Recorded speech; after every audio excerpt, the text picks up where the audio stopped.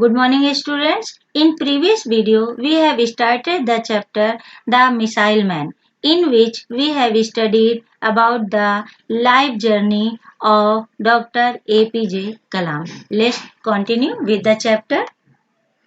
After graduating in physics में graduate करने के बाद he studied aerospace engineering in Madras.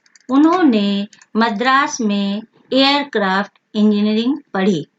After which he became project director of India's first indigenous satellite. उसके बाद भारत के पहले इंडिजिनस सैटेलाइट स्वदेशी सैटेलाइट के ये प्रोजेक्ट डायरेक्टर बने.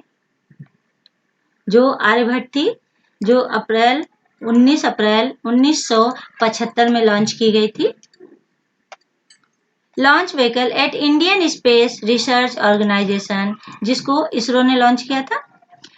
His years at ISRO left a lasting impact on him.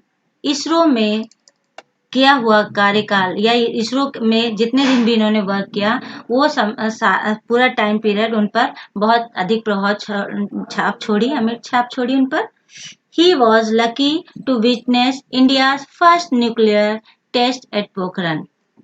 वो सौभाग्यशाली व्यक्ति थे जिन्होंने भारत के पहले न्यूक्लियर टेस्ट जो कि पोखरण में हुआ था को देखा था. He later directed many projects. उसके बाद उन्होंने कई प्रोजेक्ट्स को डायरेक्ट किया. His contribution at ISRO has been immense. ISRO में उनका सहयोग बहुत ही अमिट था या विशाल था. He was responsible for developing missiles under the missions Agni and Prithvi. अग्नि और पृथ्वी दो मिसाइल्स के निर्माण में इनकी अहम भूमिका रही. Thus he was popularly given the name of Missile Man of India. इसीलिए इनको मिसाइल मैन ऑफ इंडिया के नाम से संबोधित किया गया. He also served as the chief project coordinator for Pokhran second nuclear test. Pokhran में दूसरी बार जब न्यूक्लियर टेस्ट हुआ उसमें ये चीफ प्रोजेक्ट कोऑर्डिनेटर के रूप में रहे. In 2002 his name was proposed for the post of president.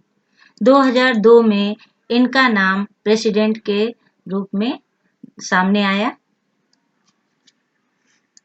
He succeeded K.R. Narayan to serve as the 11th president of India from 2002-2007.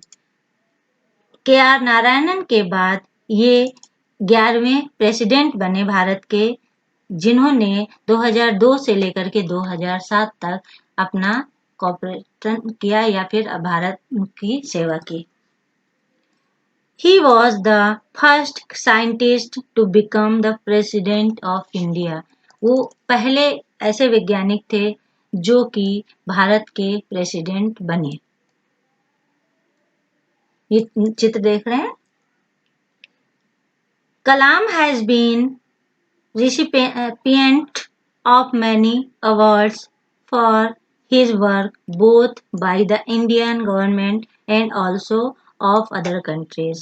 कलाम को बहुत सारे अवार्ड्स से नवाजा गया, भारत के गवर्नमेंट के द्वारा भी और विदेशी कंट्री अन्य देशों के द्वारा भी.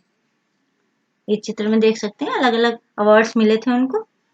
कलाम is the proud recipient of Padma Bhushan and Padma Vibhushan. Kalam को पद्म भूषण और पद्म विभूषण के नाम के अवार्डों से भी नवाजा गया था. He was conferred with the Bharat Ratna, India's highest civilian award in 1998.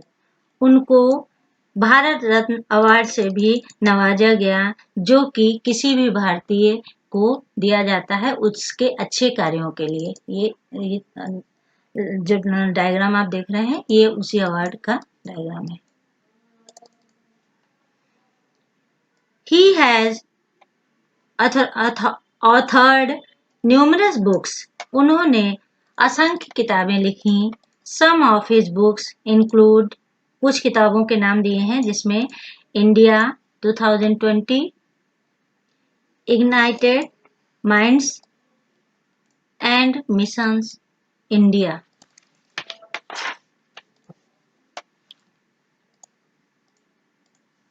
Kalam was a man of vision. कलाम कल्पनाशील व्यक्ति थे. People loved and respected Kalam so much during his tenure as president that he was popularly called the People's President. कलाम लोग उन्हें बहुत ज़्यादा सम्मान करते थे और प्रेम करते थे उनके प्रेसिडेंट के कार्यकाल के अंतराल, क्योंकि वो बहुत अच्छे कार्य करते थे और इसीलिए उन्हें पीपुल्स प्रेसिडेंट के नाम से पुकारा जाता था. He was one of the most popular president of India. वो भारत के प्रसिद्ध प्रेसिडेंट्स में से एक थे. One of the reasons for his popularity, उनकी प्रसिद्धि का केवल एक ही कारण था, which continues even till date, is the numerous interactions he had with school children and college students over the years. जो कि वो कॉलेज स्टूडेंट्स और स्मॉल चिल्ड्रंस के साथ वाद विवाद करते रहते थे. यही उनकी प्रसिद्धि का सबसे बड़ा कारण था. कलाम summed up his journey after he left the office of president in his own modest words. उन्होंने अपने ही गर्वपूर्ण शब्दों के साथ प्रेसिडेंट के कार्यकाल की यात्रा स्थगित की. वो शब्द थे, I will not be presumptuous enough to say that my life can be model for anybody.